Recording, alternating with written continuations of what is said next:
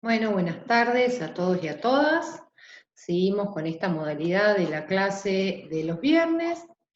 En este caso es la clase número 11 y les voy a compartir un Power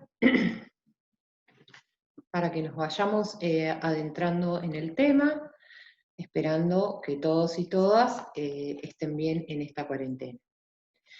Nosotros la clase que corresponde a hoy, que es la clase número 11, ustedes la tienen en el programa como la unidad número 8 que refiere a la protección de la vivienda. Bien.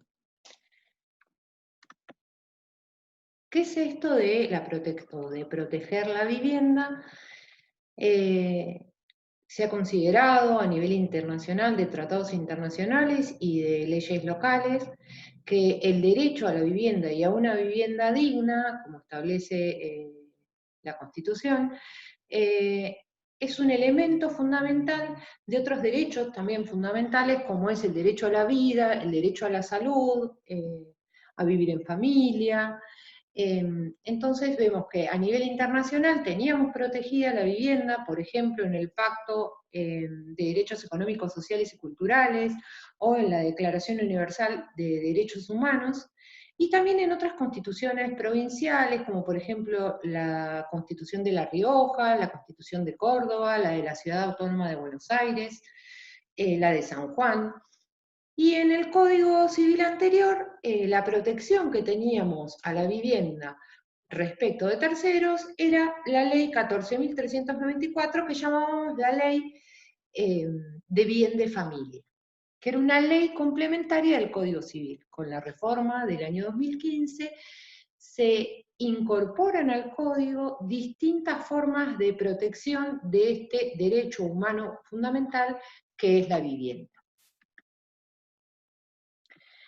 Ya hemos visto en algunas partes de las materias que en el marco del derecho de familia hay relaciones que son internas y relaciones que son externas. Y en las formas de protección de la vivienda las tenemos en el marco de relaciones internas, es decir, entre miembros de la familia, y con respecto de terceros, que en general, o en el caso de la afectación de la vivienda, son terceros acreedores. Bien, con respecto a las relaciones internas, vimos el caso del asentimiento conyugal necesario para disponer de la vivienda familiar. Vimos también cómo se puede atribuir el uso de una vivienda para que viva uno de los miembros de la familia, y también que la vivienda muchas veces, o la calidad que tiene esa vivienda, es tomada como pauta en el caso de la fijación de los alimentos o de la cuota alimentaria. Respecto de las relaciones externas o relaciones con terceros, también se protege en el Código de la Vivienda. Uno de ellos es la afectación, que ahora vamos a ver a partir del artículo 244 del capítulo tercero, que habla de vivienda. La protege respecto de terceros.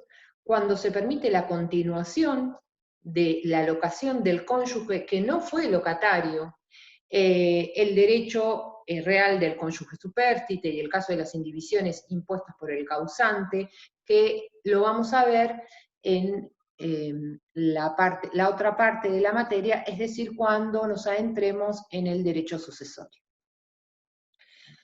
Como dijimos, una de las formas de protección de la vivienda es a través de este instituto, afectación de la vivienda. Sin perjuicio de que, insistimos con esto, con la reforma del Código hay muchas formas en las que se ha protegido la vivienda. Bien. A partir del artículo 244 tenemos la regulación, que lo que viene a sustituir es la ley 14.394, que era la de bien de familia, con modificaciones, es decir, ampliación de este derecho. ¿Qué características tiene, antes de ver lo que es la afectación, esta protección? La afectación modifica el derecho de dominio que tiene el propietario, pero esto no quiere decir que sea una pérdida del dominio una vez que se afecte, ¿sí? La va a modificar, pero es optativa para el constituyente, puede optar por proteger a su vivienda a través de este instituto o no, y esto también infiere que no es automático, ¿sí? Tiene que ir expresamente el titular a constituirla, es única, es por una vivienda, y una vez efectuada esta protección, va a tener el carácter de orden público. Cuando hablamos de afectación es de un inmueble urbano o rural y a la satisfacción de las necesidades de vivienda del titular o de su familia, sustrayéndolo de las contingencias económicas que pudiera provocar en lo sucesivo su embargo o enajenabilidad. Bien, el artículo 244 nos habla de la afectación y nos establece que puede afectarse al régimen de este capítulo, es decir, de vivienda, un inmueble que puede ser la totalidad del inmueble o una parte. O sea que me permite la afectación parcial. Y no excluye la protección a través de la afectación lo que puedan brindar o las protecciones que puedan brindar otras leyes. Respecto a la forma, establece que la afectación se debe inscribir en el registro de la propiedad inmueble según cómo establezca cada registro local que sea la inscripción. Y la prioridad temporal se rige por las normas contenidas en la Ley Nacional del Registro Inmobiliario. Un límite que sí pone la ley es que no puede afectarse más de un inmueble, ¿sí? Entonces, en el caso en que yo soy propietaria de 2 inmuebles, debo optar por uno. Y si no lo hago, si afecto 2 y no opté, se va a tener como afectado a esta protección el que primero hice en el tiempo. Vamos a ver quiénes son los legitimados para solicitar la afectación. En primer lugar, el titular registral. Si el inmueble está en condominio, deben solicitarla todos los cotitulares, conjuntamente. A diferencia de la ley de bien de familia, la ley no me exige ahora, en el caso del condominio, que los cotitulares sean parientes, ¿sí? Lo que sí me exige es que lo hagan todos los condóminos, ahí está, en forma conjunta. También puede hacerse la afectación como un acto de última voluntad, es decir, el causante en su testamento establece que después de su muerte, la vivienda, una vivienda en especial, quede afectada con esta protección. Y por otro lado, la otra parte legitimada es el juez, que en el caso de la afectación por acto de última voluntad, el juez debe ordenar la inscripción a pedido de cualquiera de los beneficiarios o del Ministerio Público, o incluso de oficio si hay beneficiarios que son incapaces o con capacidad restringida. Y por otro caso, también puede ser decidida por el juez a petición de una de las partes en la resolución que atribuye la vivienda en un juicio de divorcio o en el que se resuelvan cuestiones relativas a una conclusión de una convivencia. ¿Sí? Si hay beneficiarios incapaces o con capacidad restringida igualmente. Es a pedido de parte. Bien, ¿quiénes son los que se van a beneficiar con esta protección? El artículo 246 establece que el propietario constituyente, su cónyuge, su conviviente, sus ascendientes o descendientes, en primer lugar. En defecto de ellos, es decir, no habiendo ni cónyuge ni conviviente, ni ascendiente ni descendiente, sus parientes colaterales dentro del tercer grado que convivan con el constituyente, y acá le pone la exigencia de que convivan con el constituyente. Como vemos, los beneficiarios están emplazados en ciertos lazos familiares con relación al constituyente. También vemos que se incorpora el conviviente que no estaba incorporado en la 14.394, y esto es porque también se regulan las uniones convivenciales. Vemos que el constituyente tiene libertad de elección, O sea, tiene amplias facultades para elegir a los beneficiarios. Y el artículo 247, el siguiente, nos va a establecer que si la afectación es peticionada por el titular registral, se requiere que al menos uno de los beneficiarios habite el inmueble. Bien. ¿De qué manera puede realizarse la afectación de la vivienda? O por actos entre vivos, es decir, lo solicita el titular registral o todos los condóminos, por acto de última voluntad, es decir, que el titular registral lo establece en su testamento para después de su muerte, o por decisión judicial establecida a petición de parte por el juez.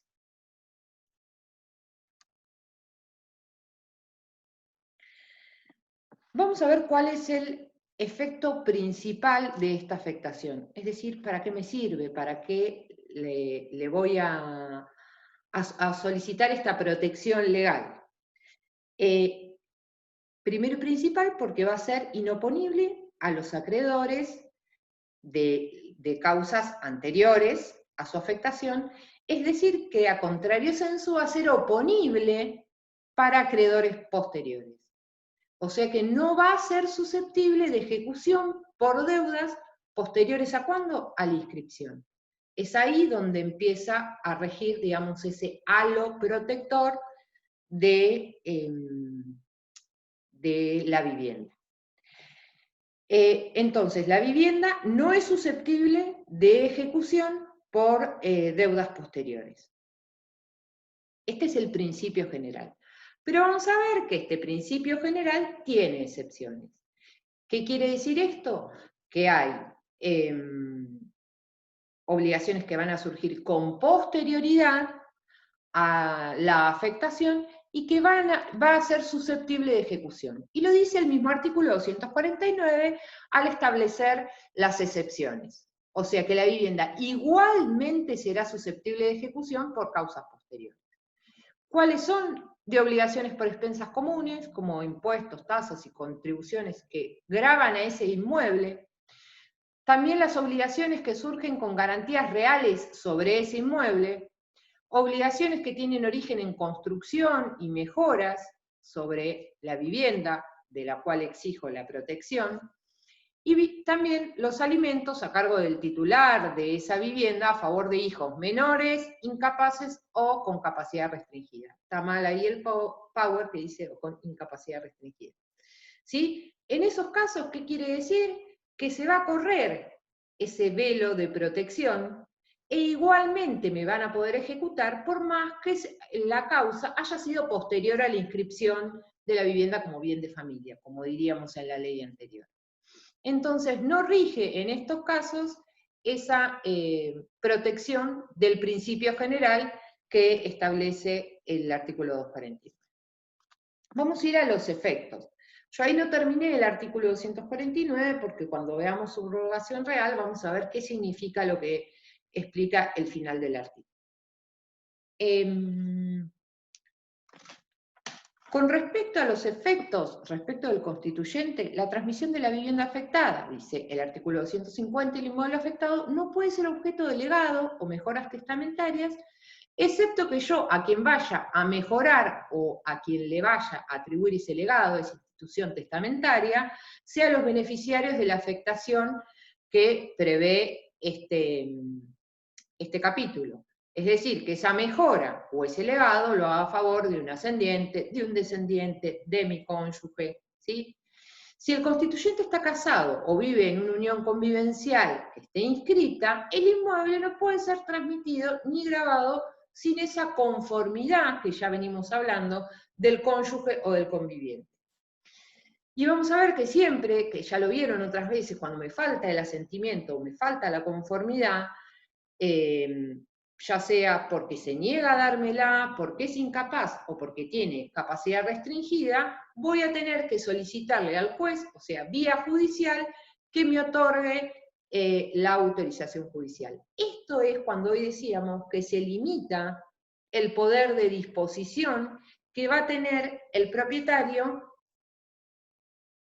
respecto de su derecho de propiedad, valga la redundancia. Perdón, ¿eh? Bien. Ahora vamos a ver cuándo se termina o cuándo se puede terminar esa protección. En primer lugar, lo que hay que tener claro es que la ley no pone un plazo, no hay que renovarla cada tanto tiempo, ¿sí? La afectación, una vez que la vivienda está afectada, rige a partir de ahí.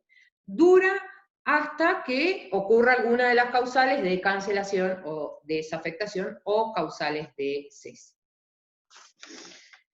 El artículo 255 nos establece quiénes pueden pedir esa desafectación y cancelación. Primero, solicitud de quien la constituyó. Hoy decíamos que era un acto jurídico libre que hace el constituyente. Si está casado o vive en una unión convivencial que esté inscripta, va a necesitar, como dijimos hoy, el asentimiento del cónyuge o conviviente para desafectar la vivienda. Y lo mismo que dijimos hoy, si el cónyuge, el conviviente, se opone, es incapaz o tiene capacidad restringida, lo va a solicitar judicialmente. También, a solicitud de la mayoría de los herederos, si esta afectación se dispuso por un acto de última voluntad. Con una excepción, que haya disconformidad del cónyuge supérstite, del que sobrevivió al causante, ¿sí? O obviamente del conviviente. O en el caso que existan herederos o beneficiarios, digamos, de esa vivienda, que sean incapaces o con capacidad restringida. Entonces, mayoría de los herederos, pero sí, existe disconformidad del cónyuge, del conviviente inscripto, o hay incapaces o con capacidad restringida, debo pedírsela al juez. También puede desafectarse a requerimiento o a pedido de la mayoría de los condóminos. Y acá sí se va a tener en cuenta la proporción que cada condomino tiene de ese condominio, es decir, cuáles son las partes indivisas. También a instancia de cualquier interesado o incluso de oficio, si no subsisten los elementos que se tuvieron en cuenta para afectarla, o fallece el constituyente y todos los beneficiarios. Yo voy a poder probar, o debería probar mi calidad de interesado para pedirle al juez que se desafecte esa vivienda. Y también en caso de expropiación, reivindicación o ejecución autorizada. Ahí se corre, se desafecta, se cancela esta afectación y no va a regir más la protección de la ley. El programa, por último, perdón que me distraiga, pero estaba viendo cómo lo dice efectivamente el programa, habla de desafectación, cancelación y habla de quiebra, ¿sí? Y acá es interesante importante que nos tenemos que retrotraer un poco a qué pasaba antes de la reforma del Código Civil. Nosotros teníamos el artículo 107 de la 24.522 que decía que el fallido es desapoderado de pleno derecho de los bienes que poseyere al momento de la declaración de la quiebra y los adquiridos con posterioridad hasta que el fallido se rehabilite. ¿Sí? Este es el principal efecto de la quiebra. Y en el artículo siguiente se establecían excepciones. Una de las excepciones eran los bienes inembargables. Y acá estaba el bien de familia. Entonces, a partir de su inscripción, por más que me declaren fallido, ese bien de familia quedaba protegido. Pero ¿cuándo surgía el inconveniente? Porque acá no estamos planteando ningún problema. El problema es cuando el fallido tenía acreedores anteriores a la protección del bien de familia, es decir, a la inscripción, y acreedores posteriores. ¿Sí? Entonces acá surgía el problema. ¿Por qué? ¿Cuál sería el problema? Que los anteriores van a decir, esa protección que pidió a mí no me rige, porque yo soy acreedor con anterioridad. Como vimos, ustedes vieron y vimos todos, que el patrimonio es la prenda común de los acreedores, el acreedor anterior va a decir, yo tuve en cuenta esa vivienda cuando contraté, por ejemplo, o cuando surgió la obligación, tuve en cuenta esa vivienda que no tenía protección. Y acá se habían planteado varias teorías, ¿sí? Una teoría o una postura dice que el bien de familia no ingresa a la quiebra, independiente que existan acreedores anteriores o posteriores a la Constitución. Ese bien está protegido. A esto le van a contestar, como decíamos hoy, los acreedores anteriores solicitando que se ejecute ese bien porque no estaba protegido al momento de surgir la obligación. Otra postura decía que los acreedores a los cuales les era inoponible la afectación podían ejercer acción para cobrar sus créditos. Incluso a los acreedores a los cuales le era inoponible la afectación podían ejercer acciones para cobrar sus créditos. Entonces, esta era, en el caso que surgía, o donde se empezó a plantear qué pasa con el saldo, si es que existe.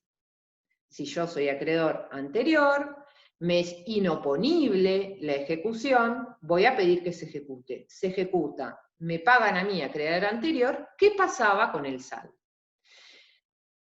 Y después, en una tercera o cuarta, ahora vamos a ir viendo, postura, existiendo un solo acreedor al cual le era inoponible la afectación, es decir, anterior o posterior por las excepciones, el bien ingresa a la quiebra para ser distribuido entre todos los acreedores y la protección no regía ni para anteriores ni para posteriores. ¿Sí? Entonces esta postura lo que dice es, existiendo un solo acreedor legitimado para pedir se ejecute esa vivienda entra a la quiebra y se reparte entre todos, anteriores, posteriores.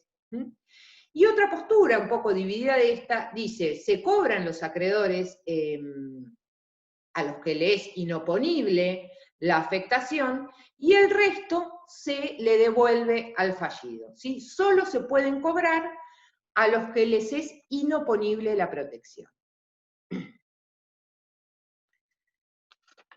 Con todas estas posturas, cuando se recepta la protección de la vivienda en el Código Civil, se quiere resolver la cuestión y se lo resuelve a través de lo que es la subrogación real, que no la teníamos prevista anteriormente. Entonces, todas estas posturas que estamos planteando no solo eran teóricas, sino que también se daban en los fallos, ¿sí? Cómo se resolvía cuando un fallido tenía acreedores anteriores y posteriores a la constitución de lo que en ese momento se llamaba la constitución del bien de familia. Con lo que el Código Nuevo va a resolver dos cuestiones. Por un lado, la subrogación real, que no estaba prevista, como dijimos, que ahora vamos a ver, y los efectos de la inoponibilidad. ¿Para quién van a regir? ¿Sí? Si el bien, lo que decían antes es, si el bien no existe más porque se ejecutó en la quiebra, ¿sí? Por un acreedor anterior, ya no hay asiento de protección. ¿Sí? Entonces, ese era el fundamento con el que pretendían decir, yo soy acreedor posterior, pero igual me voy a cobrar porque al haberse ejecutado la vivienda ya no hay asiento de protección alguno. ¿Qué es la subrogación real? Para que lo tengamos en claro, es una modificación de la relación jurídica por la cual un objeto va a ocupar el lugar jurídico, haciéndolo en las mismas condiciones idéntica afectación que la anterior, ¿sí? Subrogo un objeto con otro. Entonces, la ventaja de la inembargabilidad va a seguir con el nuevo objeto obtenido. El artículo, vamos a ver ahora, que establece la subrogación real, es el 248, que dice que la afectación se transmite a la vivienda adquirida en sustitución de la afectada y a los importes que la sustituyen en concepto de indemnización o precio. Que tiene dos efectos, no solo que se transmite, sino desde cuándo, desde la vez que yo le inscribí, la afecté, ¿sí? Entonces, no se corta en el caso de sustitución de la vivienda o en el caso de haber vendido la vivienda con ese valor, tenerlo y después adquirir otra, no se corta el efecto del tiempo desde cuando yo adquirí esa vivienda. Y por otro lado, habíamos dejado pendiente un poco la explicación del artículo 249, en fin, porque también tiene que ver con esto, y lo aclara al decir que los acreedores, sin derecho a requerir la ejecución, no pueden cobrar sus créditos sobre el inmueble afectado, ni sobre los importes que van a sustituir en concepto de indemnización o precio, aunque sea obtenido en una subasta judicial si está ordenada en ejecución individual o colectiva. Si el inmueble se subasta y queda remanente, ese remanente, y es claro el artículo, se entrega al propietario del inmueble, ¿sí? A su vez, en el proceso concursal, la ejecución de la vivienda solo puede ser solicitada por los acreedores exceptuados, ¿sí? A los que no les es oponible la afectación. En un fallo de la Corte de la Provincia de Buenos Aires, la Suprema Corte de Buenos Aires, que es el fallo Cuenca Daniela del año 2004, la Corte deja en claro, muy claro, que por las situaciones que sucedían con la ley anterior, en donde podía haber un abuso del derecho, es decir, tener una vivienda de muy alto costo, de la cual los acreedores, algunos podrían cobrarse, y donde resuelve que se ejecute la vivienda, se le dé a la fallida el 20% para adquirir una nueva vivienda, si bien lo que se había invocado ahí era un abuso del derecho, un abuso de la protección de la ley respecto del patrimonio que querían cobrarse los acreedores. Y la Corte es clara al decir que en los supuestos de abuso del derecho no se debe resolver eliminando el derecho protegido, que es la vivienda, sino eliminando el abuso, ¿sí? Con ese criterio es que la Corte no resuelve directamente mandar a la quiebra y que todo el importe entre como parte de la quiebra hasta que se rehabilite el fallido, sino dice, el 80% será para los acreedores, con eso elimino el abuso. Y el 20%, creo que era este el porcentaje, y el 20% vuelve a la actora para que con eso pueda adquirir una vivienda digna y no elimino con eso el derecho. Por eso el Código incorpora la figura del abuso como un instituto aplicable a todo el ordenamiento jurídico. Bien, la afectación, como dice el Power, se transmite a la vivienda adquirida en sustitución de la afectada y a los importes que sustituyen en concepto de indemnización. Con esto, lo que queda establecido en el Código es la subrogación real. ¿Sí? Y con esto insistimos que lo que implica la subrogación es que esta protección continúa, ¿sí? Sin solución de continuidad, digamos, continúa al nuevo bien adquirido o al precio que se me diera por ese bien en calidad de indemnización o de precio por venta. ¿Sí? ¿Y desde cuándo va a regir esa protección? Desde la primera afectación que yo hice de esa vivienda. Bueno, espero que haya sido clara la explicación de la protección de la vivienda que establece el código a partir de la reforma del 2015, y nos estamos viendo uno de estos viernes y con la comisión 9 en el resto de las clases. Adiós.